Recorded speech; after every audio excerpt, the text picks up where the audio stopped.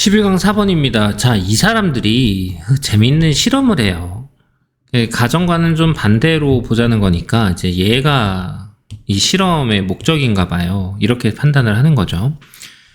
그래서 가능한 한 많은 자원을 잡고 있는 게 인간의 본성이에요 라고 이제 이야기를 하는데, 가주어 진주어죠. 한데 이런 실험들은 뭘 보여주냐면 사람들이 자원을 굉장히 균등하게 기꺼이 공유하려고 한다는 겁니다. 그럼 얘가 실험이니까 여기서 우린 중심 소재를 뽑아주는 거잖아요.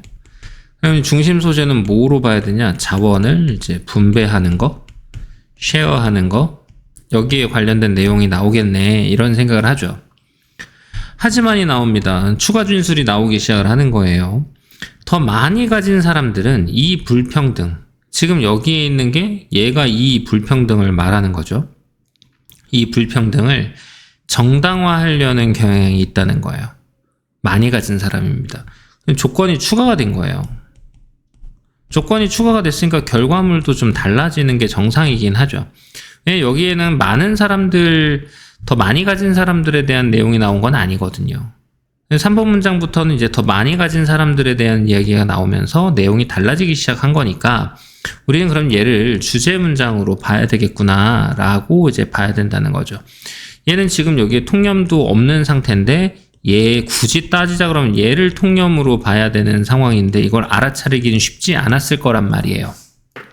그러니까 지금 3번 문장을 통해서 그러면은 더 많이 가진 사람들은 또 다른 생각을 하겠구나 라고 생각을 해줘야 된다는 거지. 인간은 페어 월드를 원해요. 근데 미래의 페어니스는 과거의 페어니스와는 좀 다르게 판단이 된다는 겁니다. 그럼 미래의 페어니스가 뭐고 과거의 페어니스가 뭐냐라는 건데, 우리가 공정이라는 걸 균등한 공유로 정의를 한다는 거예요. 공유가 미래에서 나눠지는 한, 이거는 균등하게 나눠야지가 되는 거죠. 사회주의죠. 우리가 이제 다른 사람들보다 더 많이 축적했을 때 우리가 그것을 가질 만한 가치가 있다라고 믿는 경향이 있다는 거죠. 그럼 지금 여기 있는 거는 얘를 말하는 거죠.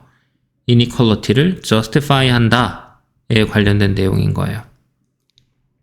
그러니까 지금 얘는 얘기는 하지만 이게 미래에 이루어지는 한 우리가 다른 사람들 우리가 미래에 이루어지는 한 공정을 균등한 공유로 보고 있지만 우리가 더 많이 축적을 하게 되면 그것을 가질 수 있다라고 얘기를 하는 거죠.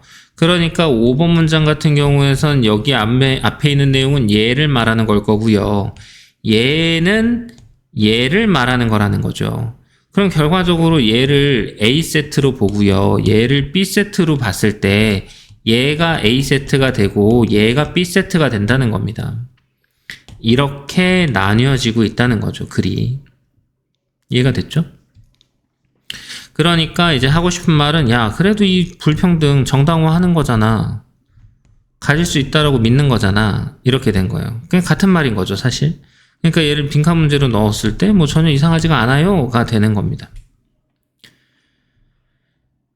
손실을 싫어하는 사람들의 경향입니다. 그러니까 이득을 좋아하는 것보다 손실을 더 싫어하는 경향인 손실 회피, loss aversion이 심리적 선호에 영향을 줘요. 우리는 균등하게 공유하는 것은 괜찮아, 띠껍지 않아. 근데 잃는 건 싫어해. 이해가 됐습니까? 다시 말하면 이 불평등을 정당화하는 경향이 있어. 그럼 봐봐. 잃는 걸 싫어한다 그랬어. 내가 이만큼 가졌는데 이만큼 뚝 떼서 줘야 돼. 잃는 거잖아. 좋아, 싫어? 싫어한다고. 우리 다 같이 나눠요. 뭔 개소리. 내 건 못 줘. 이렇게 된 거죠. 이해됐습니까? 이러한 심리현상은요, 보수적인 입장을 강화시켜요. 얘가 지금 보수적인 입장이에요. 지켜야 되잖아요.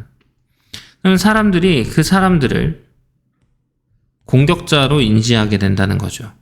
자원의 또 다른 분배를 원하는 사람들, 야, 네 거 좀 나눠줘봐. 야, 너 부자잖아. 좀 나눠줘봐. 라고 얘기를 하면 이제 어그레서, 공격자로 판단을 하겠다라는 겁니다. 그게 손실 회피에서 오는 감정일 수 있다. 라고 얘기를 해주는 거죠. 자, 글의 전체 내용은 좀 이렇고요. 그러면 이제 다시 한번 보면 얘를 주제로 봤을 때 얘가 빈칸 추론으로 충분히 들어갈 만하고요. 얘는 빈칸 출제가 된 거고요. 맞죠? 그럼 얘도 빈칸 추론으로 들어갈 수 있죠? 얘도 빈칸 추론으로 들어갈 수 있죠? 보수적인 입장도 마찬가지죠. 읽는 걸 싫어하는 거니까 이렇게. 자, 어휘 한번 볼까요? 여기까지는 뭐 나쁘진 않아요. 여기까지는 뭐 나올 게 별로 없거든. 근데 이제 정당화 해야 되잖아. 이 불평등을. 그리고 지금 this inequality라고 했으니까 문장 삽입으로 들어가는 것도 나쁘지 않죠? 왜? 지시어 나왔으니까. 얘 단서형이잖아요. 이해가 됐지? 그 다음에 균등한 공유로 정의를 하지만 축적했을 때는 가질 가치가 있다 라고 얘기를 하는 거죠. 그러면 손실을 싫어하는 경향, 그게 로스 에버전인데, 쉐어링 하는 거는 괜찮아, 오케이. 근데 가진 것을 잃는 것은 싫어. 솔직히 말이 안 되거든요, 이거. 그렇잖아요. 내가 가진 걸 나눠야 되는 거잖아요.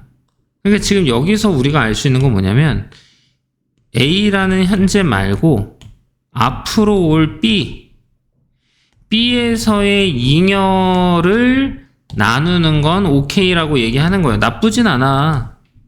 그것이 이제 미래의 공정성에 대한 내용인 거거든요. 지금 얘는.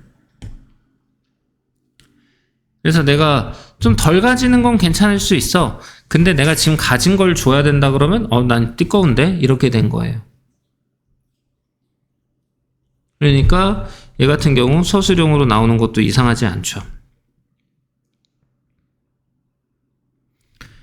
보수적인 입장을 강화시키는 거, 그래서 사람들이 그 사람들을 공격자로 판단하는 거, 얘도 서술형으로 나오는 거 이상하지 않죠. 주제와 관련이 있으니까. 왜? 싫어한다고 했잖아. 싫어하잖아. 공격자를 누가 좋아해? 야, 나 싫어. 이렇게 된 거지. 꺼져. 오케이? 요렇게 생각을 한다고 하면은 뭐 이런 것들이 다 어휘 문제로 나오는 거. 그래서 함의추론은 여기에서 딱히 뭐 함축적으로 우리가 뭔가를 파악해야 될 내용은 없기 때문에 얘를 함의추론 문제로 낸다 그러면 싸워야 되고 진짜 완전 개짜증 나는 거지. 그냥 막 어거지로 만든 거니까 그렇게 어거지로 만들지 않기를 바라며 이렇게 얘기를 해주는 거고요. 여기까지 이해됐죠?